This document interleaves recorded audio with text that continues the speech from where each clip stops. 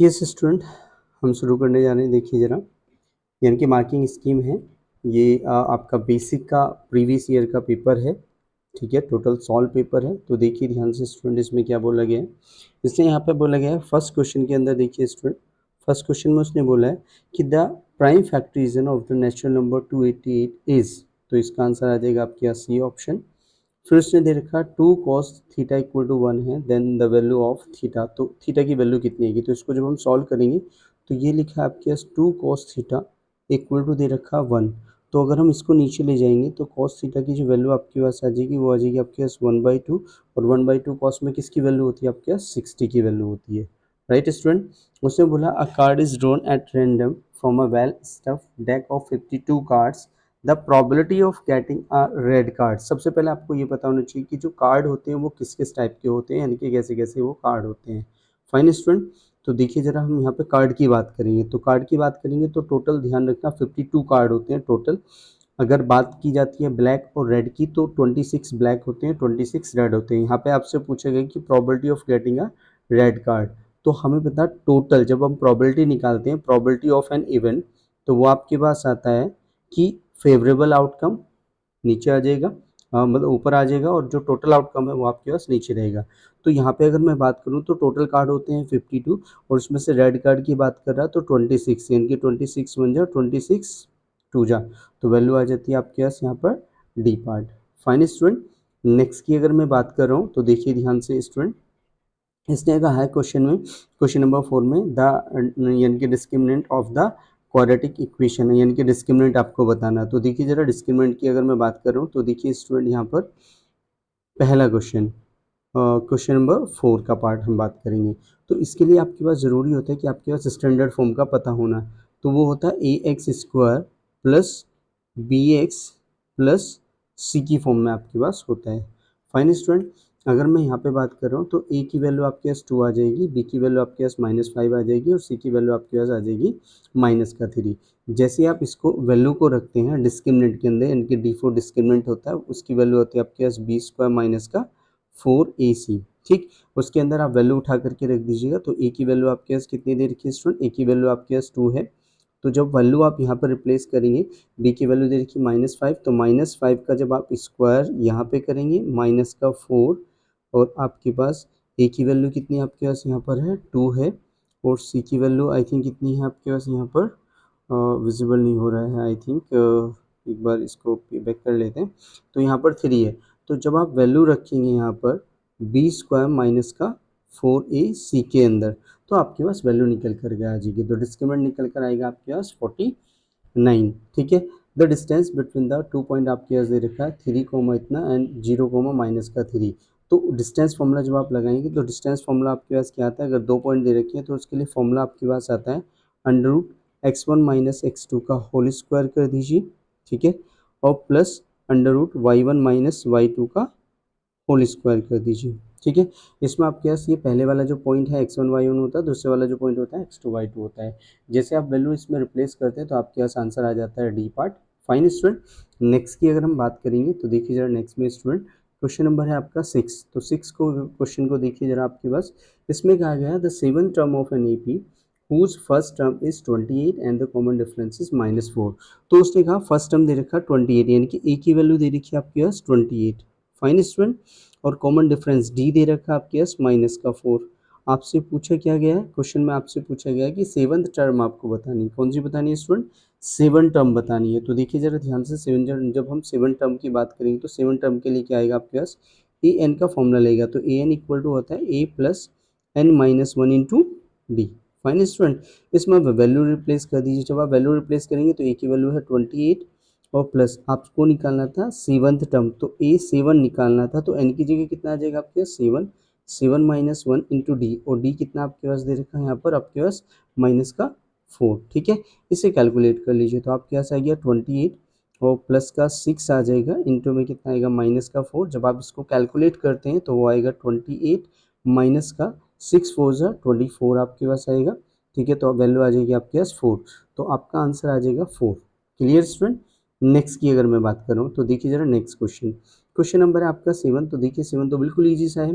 7 में आपको कुछ नहीं करना है, सीधा सीधा उससे कहा था graph of y equal to दे रखा है px है is shown in a given figure some polynomial px दे रखा the number of the zeros of a. मैंने आपको बताया था कि आपको केवल जब जीरोस पूछे तो जीरोस के लिए आपको क्या करना है, केवल चेक करना होता है एक्स एक्सिस पर। अगर कोई भी ग्राफ है एक्स एक्सिस पर टच कर रहा है तो उसके उतने ही सॉल्यूशन होते हैं जितनी बार वो एक्स एक्सिस पर टच कर रहा है। सपोज करो मैं फर्स्ट की बात करूं, मैंने कहा एक ये एक्स एक्सिस है, ये वाई एक्सिस है, एक ये लाइन ऐसे गई तो ये लाइन गई तो ये यहाँ पर टच कर रही है यानी कि ए पर टच कर रही है, तो इसका मतलब इसका वन सॉल्यूशन हुआ। ठीक है, सपोज करो मैंने कहा ये एक आपके पास ये दे रखा है और ये ऐसे एक एज ए कर्व की तरह गई, तो यहाँ पर 3 पॉइंट बन रहे हैं, एक ए पॉइंट बन रहा है, एक बी पॉइंट पर टच हो रहा है, एक ये सी पॉइंट पर टच हो रहा है, तो इसके 3 आपके पास सॉल्यूशन होंगे। राइट, यानी कि एक्स एक्सिस पर आपको मेन चेक करना है कि एक्स एक्सिस पर एक्स नेगेटिव, एक्स आपके पास x positive, x negative, y positive और नीचे आपके पास आ जाता है वाई नेगेटिव। ठीक, डिपेंड करता है कि आपके पास एक्स एक्सिस के ऊपर, अगर एक्स एक्सिस पर वो जितनी भी बार टच होगा उसके उतने ही सॉल्यूशन होंगे। अब यहाँ पर आपके पास गिवन क्वेश्चन के अंदर देखिए जरा, क्या ये कहीं पर टच हो रही है लाइन, एक्स एक्सिस पर नहीं टच हो रही है, तो जब नहीं टच हो रही है तो इसका मतलब इसका सॉल्यूशन क्या आएगा, जीरो, यानी कि इसका आपके पास कोई भी जीरोज नहीं होंगे। नेक्स्ट बात आती है क्वेश्चन नंबर 8। उसने कहा था side of two similar triangle दे रखा आपके पास इतना है, the ratio of their parameters are. तो एक चीज़ का आप ध्यान रखिए स्टूडेंट कि जब भी आपके पास दो ट्रायंगल दे रखे हों, दोनों ट्रायंगल सिमिलर हों, तो सिमिलर ट्रायंगल के लिए अंदर क्या कंडीशन होती है वो समझिएगा ध्यान से स्टूडेंट, कि सिमिलर ट्रायंगल की अगर वो बात कर रहा है तो हम क्या क्या उसमें रख सकते हैं। तो सिमिलर ट्रायंगल, सपोज करो आपके पास क्वेश्चन नंबर 8 की बात करेंगे कि दो ट्रायंगल आपके पास हैं। देखिए स्टूडेंट क्वेश्चन नंबर 8 की मैं बात कर रहा हूँ, तो इसको ध्यान से समझिएगा। भाई मैंने कहा सपोज करो कि आपके पास दो ट्रायंगल, एक ट्रायंगल ये हुआ, ठीक है, और दूसरा ट्रायंगल आपके पास ये हो गया।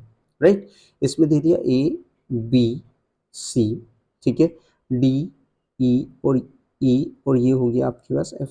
ठीक, अगर आपके पास कभी भी साइडें दे रखी है और दोनों कहा है, उसने कहा था side of the two similar triangles, जब ट्रायंगल दोनों सिमिलर है तो उनकी जो कोरस्पॉन्डिंग साइडों का जो रेशो आएगा वो भी हमेशा इक्वल आएगा। अगर आप उनकी पैरामीटर भी निकालेंगे तो पैरामीटर भी जब आप उनका निकालते हैं तो रेशो दोनों का सेम ही आता है, चाहे वो पैरामीटर का बोले या फिर कोरस्पॉन्डिंग साइड का रेशो बोले, तो इसका सीधा सीधा आंसर वही आ जाएगा जो कि इसमें आपके पास ट्रायंगल में साइडों का रेशो है वही उसका पैरामीटर का भी रेशो बन जाता है। ये जब आप आर एस अग्रवाल को पढ़ते हैं तो उसमें एक एग्जाम्पल है, एक थ्योरम भी दे रखी है आपके पास, जिसमें आपके पास दे रखा मान लीजिए सपोज करो कि ये दे दिया आपके पास ए है, ये दे दिया बी है, ये दे दिया आपके पास सी है, ठीक है, डी दिया, ई दिया, ठीक है, फिर एफ दिया। राइट, तो अगर मैं इनका रेशियो निकालूंगा सब साइडों का तो ए अपॉन डी, बी अपॉन ई और सी अपॉन एफ, इनका रेशियो आपस में क्या आएगा, बराबर आएगा, यानी कि ए अपॉन में अगर मैं बात करूं डी की, इधर बी अपॉन में ई और इधर आपका सी अपॉन में एफ, इन सब का रेशियो आपके पास बराबर आता है। और एक रेशियो प्रॉपर्टी होती है कि अगर आपके पास रेशियो बराबर है तो उनके अगर ऊपर वाले पार्टों को और नीचे वाले पार्टों को हम ऐड कर दें, अगर मैं इसको ऐसे लिख दूं ए प्लस बी प्लस सी और अपॉन में यहाँ लिख दें D plus E plus F, तो एक तरीके से आप यहाँ पर देखिए आपको ये नज़र आ रहा होगा कि ए प्लस बी प्लस सी क्या होता है, आपके पास पैरामीटर तो होता है यानी कि ट्रायंगल का। राइट, यानी कि उनकी साइडों का रेशो हो या पैरामीटर का रेशो हो वो सारे बराबर आते हैं। मैंने एक ही क्वेश्चन के अंदर सारी चीज़ें आपको डिफाइन कर दी है। ठीक है, तो आपका जो आंसर आ जाएगा स्टूडेंट वो आपका आंसर आ जाएगा ए पार्ट। ठीक, नेक्स्ट हम बात करते हैं क्वेश्चन नंबर 9 में। तो देखिए जरा उसने क्या बोला है, in a given figure A B जो है वो पैरेलल है सी डी के, if A B equal to 5 centimetre और सी डी दे रखा आपके पास 2 सेंटीमीटर है एंड ओ बी दे रखा आपके पास 3 सेंटीमीटर, देन आपको बतानी है length of the O C. तो ओ सी की आपको लेंथ बतानी है। तो सबसे बड़ी बात है कि आपको ये देखना पड़ेगा ये जो ट्रायंगल दे रखा है कि ये सिमिलर है या नहीं है। तो देखो ध्यान से, भाई ए बी जो है वो सी डी के पैरेलल दे रखी है, जब ये सी डी के पैरेलल दे रखी है तो हम ये कह सकते हैं कि आपके पास यानी कि ये वाला जो यानी कि ये वाली जो एंगल होगा वो इस वाले एंगल के बराबर होगा। राइट, सीधी बात है, और ये वाला जो एंगल है वो इस वाले एंगल के बराबर आ गया। क्लियर, वर्टिकली अपोजिट एंगल है। जब दो ट्रायंगल सिमिलर हो जाएंगे तो सिमिलर ट्रायंगल की प्रॉपर्टी आपके पास क्या आ जाएगी, यहाँ पर अगर हम सिमिलर ट्रायंगल की बात करेंगे, जब दोनों ट्रायंगल यानी कि अगर मैं बात करूँ ए ओ बी और सी ओ डी का, जब दोनों के दोनों ट्रायंगल सिमिलर हो जाएंगे यानी कि ट्रायंगल ए ओ बी जो होगा वो सिमिलर ट्रायंगल हो जाएगा, किसकी वजह से, यानी कि सिमिलर ट्रायंगल होगा किसके, सी ओ डी के। राइट, एंगल एंगल वाली प्रॉपर्टी से, और जब वो सिमिलर हो जाएगा तो हमें पता है कि उनकी साइडों का अगर हम रेशो लेते हैं तो वो भी बराबर आएगा, चाहे वो तीनों साइडों का ले लीजिए या फिर दो साइडों का ले लीजिए, ठीक है, या उनके जो कॉरस्पॉन्डिंग एंगल होते हैं वो भी आपस में क्या होते हैं, बराबर हो जाएंगे। तो हम यहाँ पे क्या कह सकते हैं, हम यहाँ पे कह सकते हैं कि ए बी अपॉन, देखो ध्यान से, यानी कि A B upon C D जो होगा वो इक्वल टू आपके पास आ जाएगा ओ बी अपॉन ओ सी के, right, O B upon O C है। अब जो जो वैल्यू दे रखी है वो वैल्यू रख दीजिए। ए बी की वैल्यू दे रखी है आई थिंक 5, सी डी की वैल्यू दे रखी है आपके पास 2, ओ बी की वैल्यू आपके पास कितनी दे रखी है 3, ओ सी की वैल्यू हमारे पास है नहीं, तो मल्टीप्लाई जब आप क्रॉस मल्टीप्लाई करेंगे यहाँ पर तो ओ सी की जो वैल्यू निकलेगी वो आएगी 6/5। आई थिंक ये आपके पास रिक्वायर्ड आंसर भी होगा 6/5। ठीक है स्टूडेंट, देखिए जरा नेक्स्ट क्वेश्चन की हम बात करते हैं यहाँ पर। तो नेक्स्ट क्वेश्चन है आपका क्वेश्चन नंबर 10। देखिए ध्यान से स्टूडेंट, उसने कहा the sum and the product of the zeros of the polynomial P X दे रखा है आपके पास, पी एक्स आपके पास दे रखा है कि x square plus 5x plus 6 are respectively, तो फैक्टर करनी बिल्कुल सीधा सिंपल फैक्टर कर लेना। जब आप x square plus 5x plus 6 के फैक्टर करेंगे तो 6 के ऐसे फैक्टर करिए कि प्लस करके आपके पास 5 आ जाए। तो अगर मैं यहाँ पे बात कर रहा हूँ तो यहाँ पे आएगा x square plus 5x plus 6, ये क्वेश्चन है तो इसके मैं फैक्टर कर रहा हूँ। एक्स स्क्वायर प्लस का आ गया आपके पास 2x प्लस का 3x और प्लस का आपके पास आ गया 6, राइट स्टूडेंट। अगर मैं यहाँ पे बात करूँ तो देखिए ध्यान से कि एक्स स्क्वायर, यहाँ एक्स स्क्वायर एक्स कॉमन ले लिया तो यहाँ पे क्या बचेगा x प्लस 2 यहाँ पर बचेगा, फाइन स्टूडेंट। फिर ब्रैकेट में प्लस का सिंबल, यहाँ पे 3 ले लिया तो यहाँ पे x प्लस का कितना बचेगा 2 बच जाएगा। तो देखना जरा ये दोनों में कॉमन आ गया यानी कि x प्लस 2 और आपके पास कितना आ गया x प्लस 3, राइट। अगर मैं ये लेता हूँ if x plus 2 equal to 0 तो x की वैल्यू कितनी आ जाती है -2 और सिमिलरली x की वैल्यू कितनी आ जाएगी -3, तो -2 और -3 इसके हिसाब से आपका आंसर आ जाता है, ठीक है, इसमें कोई डाउट। तो अब देखिए जरा इसमें कौन सा आंसर आएगा, इसके हिसाब से आपका आंसर आना चाहिए दोनों का दोनों यानी कि डी वाला आंसर। लेकिन अब क्वेश्चन के हिसाब से देखिए उसने कहा the sum and the product of the zeros of the polynomials are, ठीक है। अब यहाँ पे आपके पास ये आ गए, एक तो तरीका ये हुआ कि इसके आपने फैक्टर निकाल लिए, पहले वाला अल्फा हो गया और दूसरे वाला कितना हो गया आपके पास बीटा आ गया, फाइन। इन दोनों का एक बार सम निकाल लीजिए, एक बार आपके पास प्रोडक्ट निकाल लीजिए। अब ये तो केवल आए जीरोज, समझो ध्यान से, उसने क्वेश्चन में पूछा था आपसे सम पूछा था और प्रोडक्ट पूछा था, तो आपको तो फॉर्मूला पता है ना स्टूडेंट, देखिए ध्यान से, आपको ये फॉर्मूला पता है कि अगर वो बोल रहा है सम की बात कर रहा है, अगर वो बोला, मैंने एक ही क्वेश्चन के अंदर दोनों चीजें बताई है, उसने बोला इस क्वेश्चन के अंदर स्टूडेंट, इस क्वेश्चन की उसने बोला है कि सम बताना है तो हमें पता है अल्फा प्लस बीटा कितना होता है आपके पास माइनस का बी अपॉन है, ठीक है। तो यहाँ पे बी की वैल्यू कितनी है आपके पास 5 है, ए की वैल्यू कितनी है 1, तो कितना है माइनस का 5। अगर बात करेंगे प्रोडक्ट की तो प्रोडक्ट की बात करेंगे तो कितना आएगा आपके पास सी अपॉन है, और सी की वैल्यू कितनी है स्टूडेंट 6 और ए की वैल्यू कितनी है आपके पास 1, तो ये कितना है 6, तो आपका आंसर आ गया -5 और 6, क्योंकि उसने दोनों चीज पूछी थी तो आपके पास ये आंसर आ गया। अगर मैंने बोला अगर इसी क्वेश्चन में आपसे प्रोडक्ट या सम ना पूछ के वो आपसे पूछता find the zeros of the quadratic equation, means आपको उसको सॉल्व करना पड़ता, क्लियर, जो मैंने आपको अभी पहले करके बता दिया। अक्सर बच्चे क्या करते हैं उसमें गलती करते हैं, तो सीधा सीधा आपको ये फॉर्मूला याद करना है, इसमें ये फॉर्मूला याद करना है जो कि आपको क्लासेस में बताया जाता है, ठीक है। नेक्स्ट हम बात करते हैं क्वेश्चन नंबर 11 की। तो देखिए जरा स्टूडेंट क्वेश्चन नंबर 11, उसने कहा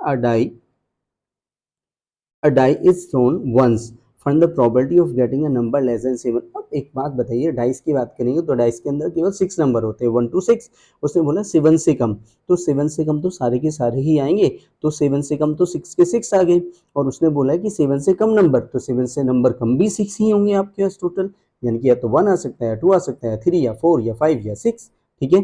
तो 6 1 जा 6, तो वैल्यू कितनी आएगी आपके पास 1 यहाँ पर आपके पास आ जाएगी।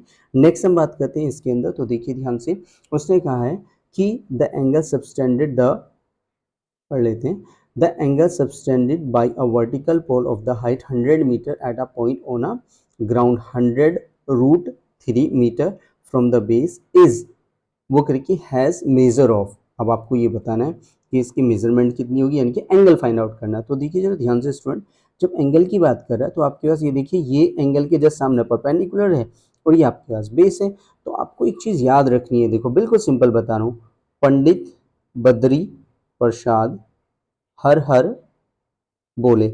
अब यहाँ पे इनका मीनिंग क्या है वो समझिए ध्यान से स्टूडेंट, इनका मीनिंग क्या है। यहाँ पे P4 परपेंडिकुलर होगा, B4 बेस होगा, यहाँ भी P4 परपेंडिकुलर होगा, H4 यानी कि हाइपोटेन्यूज होगा।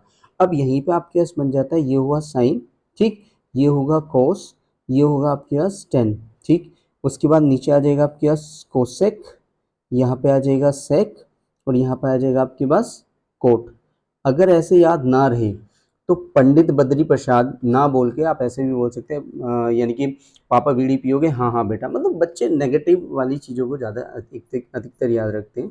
तो जैसे आप याद करना चाहें वैसे आप इसको याद कर सकते हैं, और इसी की हेल्प से हम इस क्वेश्चन को सॉल्व करेंगे, क्योंकि इससे बेस्ड क्वेश्चन मोस्ट है और आता ही है बोर्ड के अंदर। तो देखिए ध्यान से क्वेश्चन को हम करते हैं यहाँ पर स्टूडेंट।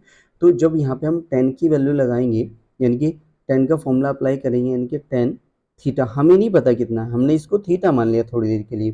तो 10 आता है परपेंडिकुलर अपॉन बेस, तो परपेंडिकुलर है कितना आपके पास 100, और बेस कितना आपके पास 100√3, ठीक है। 100 बन जा, 100 से 100 कटा तो कितना है 1/√3, और 1/√3 10 में किसकी वैल्यू होती है 30 की वैल्यू होती है आपके पास, ये रहा 30। क्लियर स्टूडेंट, आपका आंसर आ जाएगा। नेक्स्ट की बात करेंगे, तो देखिए जरा क्वेश्चन नंबर आपका 13 है। The value of a cone of radius r and height दे रखी है आपके पास इतनी है।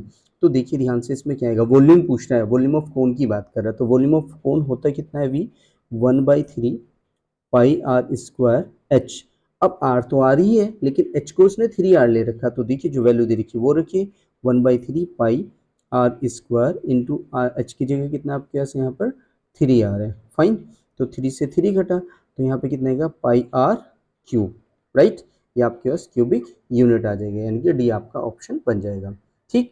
नेक्स्ट की हम बात करते हैं। तो देखिए जरा स्टूडेंट, नेक्स्ट में हम बात करेंगे, क्वेश्चन नंबर है आपका 14। तो देखिए जरा, बहुत ही इजी पेपर है, इससे इजी शायद नहीं आता है। The distance between the two parallel tangent of a circle of diameter दे रखा, बिल्कुल सिंपल सा है। उसने कहा the distance between the two parallel tangent. अब देखिए जरा ध्यान से, ये मैंने एक सर्कल बना दिया यहाँ पे, और एक टेंजेंट ये इससे होके गई और एक टेंजेंट ये इससे होके गई। ये दोनों पैरेलल हैं, और पैरेलल को अगर मैं दोनों को मिला दूंगा तो ये इसका डायमीटर ही तो होगा। जो डायमीटर होगा वो कितना है 7 सेंटीमीटर, और जब 7 सेंटीमीटर दे रखा तो इनके बीच की डिस्टेंस भी तो 7 ही होगी। सीधा सिंपल आपके पास क्वेश्चन नंबर 14 हो गया। नेक्स्ट की बात करेंगे, देखिए क्वेश्चन नंबर आपका 15 है। उसने कहा है कि बाय विच, यानी कि इन द गिवन फिगर, ये इन दोनों के दोनों को आपको फिगर में आपको दिखा रखा है, ये फिगर पहला है और ये दूसरा फिगर है। उसने कहा है इन द अबव फिगर, यानी कि the criteria of the similarity by triangle ABC और ट्रायंगल पीक्यूआर की बात कर रहा है। तो देखना जरा, ये साइड का रेशो इस साइड के साथ, इसका रेशो इस साइड के साथ, और ये वाला एंगल दोनों के दोनों में सेम आ रहा है। तो सीधा सीधा पता चल रहा है साइड एंगल साइड वाली सिमिलरिटी वाली। अब देखिए साइड एंगल साइड सिमिलरिटी कहाँ है आपके पास, सी ऑप्शन में, वही आपका आंसर हो गया। नेक्स्ट की बात करते हैं स्टूडेंट, क्वेश्चन नंबर 16।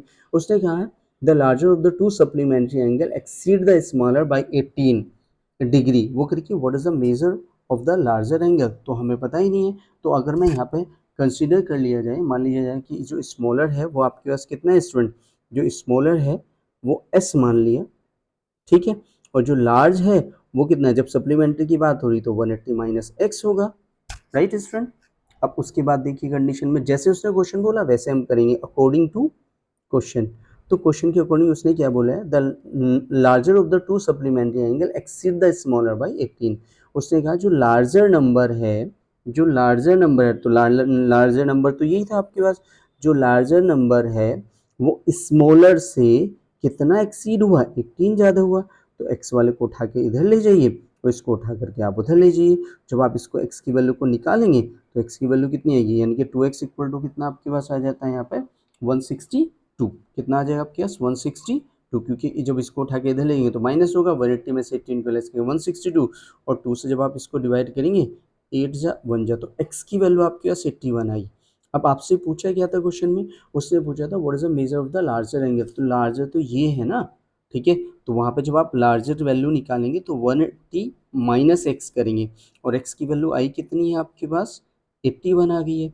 तो कितना आ गया आपके पास 99। क्लियर, ये आपके पास आंसर आ जाएगा, जो कि हमारे पास रिक्वायर्ड आंसर चाहिए। नेक्स्ट की बात करते हैं स्टूडेंट, देखिए जरा क्वेश्चन नंबर है आपका 17। उसने कहा in a given figure the parameter दे रखा of a triangle A B C इसका बताना है। देखिए सीधा सिंपल एक लॉजिक होता है, यानी कि आपको बताया गया था कि अगर आपके पास कोई सर्कल दिया हुआ है, ध्यान से समझिए स्टूडेंट, ये सर्कल दिया हुआ है, ठीक, और ये बाहर से आउटर से कोई टेंजेंट है, तो इस टेंजेंट की जो लेंथ होती है बराबर होती है। तो यहाँ पे भी देखिए अगर ये 6 है तो ये भी कितनी होगी आपके पास 6 होगी। ये अगर आपके पास 4 है तो इधर वाली भी 4 होगी, ठीक है। ये अगर 5 है तो इधर भी आपके पास 5 होगी। अब सबको आप ऐड कर लीजिए। अब आप क्या करेंगे, ए बी यानी कि उस टोटल फिगर में आप क्या करेंगे, आप सीधे सीधे ऐड कर लीजिए। आपके पास यहाँ पर अगर मैं बात करूँ तो क्या आएगा आपके पास, A B plus B C plus C A, सबको ऐड कर लीजिए। तो ए से बी तक कितना है आपके पास, 5 प्लस 6, 5 प्लस 6 और प्लस का 6 प्लस 4 और प्लस का 4 प्लस 5।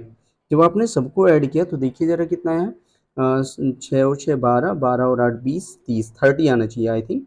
तो 30 आपका आंसर आ गया। क्लियर, बिल्कुल सिंपल सा था, बस आपको ये वाली प्रॉपर्टी याद होनी चाहिए। क्लियर स्टूडेंट, नेक्स्ट की हम बात करेंगे। तो देखिए जरा क्वेश्चन नंबर 18 की बात करेंगे।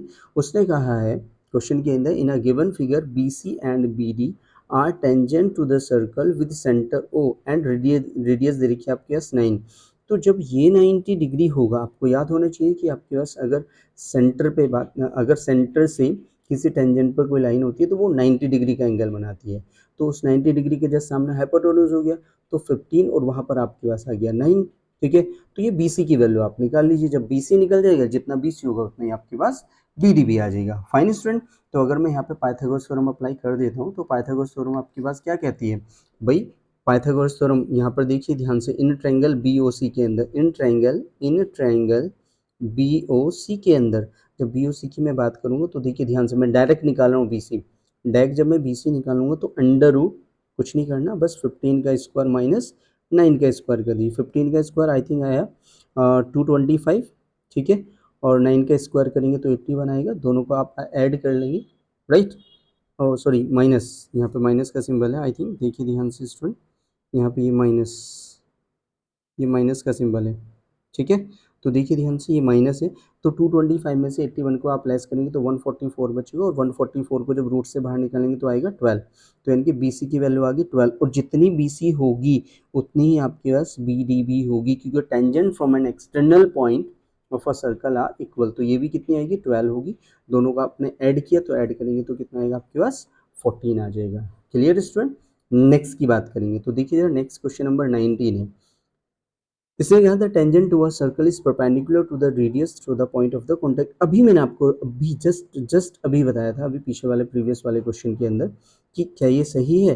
तो उसने बोला है हाँ जी बिल्कुल सही है। देखो उसने क्या बोला है कि both the assertion A and reason R are true, but R is not the correct explanation of A. अब देखो क्यों नहीं है वो समझिए। उसने कहा the length of the tangent drawn from an external point to a circle are equal. उसने कहा the tangent of the length of tangent drawn from the external point to a circle are equal. ये बिल्कुल अलग statement हो गया।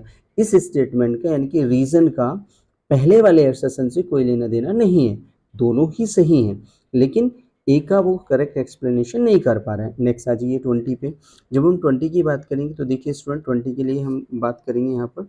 तो 20 के लिए देखिए स्टूडेंट, इसने यहाँ पे क्वेश्चन में क्या बोला है, इसने यहाँ पे बोला है कि the system of the linear equation दे रखा है आपके पास, ये एंड ये दो इक्वेशन दे रखी है। उसने बोला इनकंसिस्ट। तो सबसे पहले कंडीशन है कि आपको पता होना चाहिए कि कंसिस्ट और इनकंसिस्ट के लिए क्या कंडीशन है। तो मैं 20 की बात कर रहा हूँ यहाँ पर। देखिए स्टूडेंट क्वेश्चन नंबर 20 की हम बात कर रहे हैं। तो 20 के लिए 3 कंडीशन अलग अलग होती हैं आपके पास। पहली कंडीशन मैं फर्स्ट बता रहा हूँ आपको। फर्स्ट आपके पास अगर A1/A2, ठीक है, नोट इक्वल टू B1/B2 अगर आपके पास आ जाती है तो क्या होगा आपके पास, कितने सॉल्यूशन होंगे, यूनिक सॉल्यूशन होंगे, ठीक है। और वो लाइनें क्या होंगी, इंटरसेक्ट करेंगी, क्या करेंगी, इंटरसेक्ट करेंगी। क्लियर। सेकंड की बात कर रहा हूँ, अगर A1/A2 इक्वल टू आपके पास B1/B2 और इक्वल टू आपके पास C1/C2 आ जाता है, तो वो एक ही लाइन के ऊपर और भी लाइनें बन जाती है। फाइन। जब एक ही लाइन के ऊपर एक लाइन आ जाती है तो इसका मतलब उसके इनफाइनाइट सॉल्यूशन होंगे। कितने होंगे, इनफाइनाइट, यानी कि इन दोनों से आपके पास कुछ ना कुछ सॉल्यूशन निकले। बट अगर मैं थर्ड पॉइंट की बात करूंगा तो थर्ड पॉइंट आपके पास क्या कहता है कि A1/A2 equal to B1/B2, but not equal to C1/C2, यानी कि वो इक्वल नहीं है। और जब इक्वल नहीं है तो यानी कि इसमें क्या कंडीशन होगी कि दोनों की दोनों लाइनें क्या होंगी आपके स्टूडेंट, पैरेलल होंगी, यानी कि ये इस तरीके से पैरेलल लाइन हो जाएंगी, ठीक है। और जब पैरेलल लाइन हो जाएंगी तो उनका कोई सॉल्यूशन नहीं होता है। तो इसका मतलब एक चीज समझिएगा ध्यान से, जिसके कोई ना कोई सॉल्यूशन हो तो वो कंसिस्ट होगी, और जिसका कोई सॉल्यूशन ना हो वो इनकंसिस्ट होगी। मैंने इस क्वेश्चन के अंदर तीनों चीजें एक्सप्लेन कर दी है। जरूरी नहीं केवल एक ही टाइप है, मैंने आपको तीनों टाइप ये आपको बता दिया है। Okay student, so I hope so there is no problem, आपको ये समझ आए होंगे। 20 मोस्ट इंपॉर्टेंट क्वेश्चन थे और ये सारे प्रीवियस पेपर के थे, ठीक है। आई होप सो ये सब चीज़ क्लियर होंगी, और मैं आपको रिमेनिंग जो पार्ट है वो इसी वीडियो में आपको बता दूंगा, वो थोड़ी थोड़ी, यानी कि section A, section B, section C, section D, और ये यानी कि सारे सेक्शन में 1 बाय 1 करके आपको यानी कि अपलोड कर दूंगा। ओके, तो आप ज़्यादा से ज़्यादा शेयर करें, ज़्यादा से ज़्यादा वॉच करें, कोई प्रॉब्लम आए तो आप कमेंट करके भेजें। Okay, thank you everyone, thank you so much.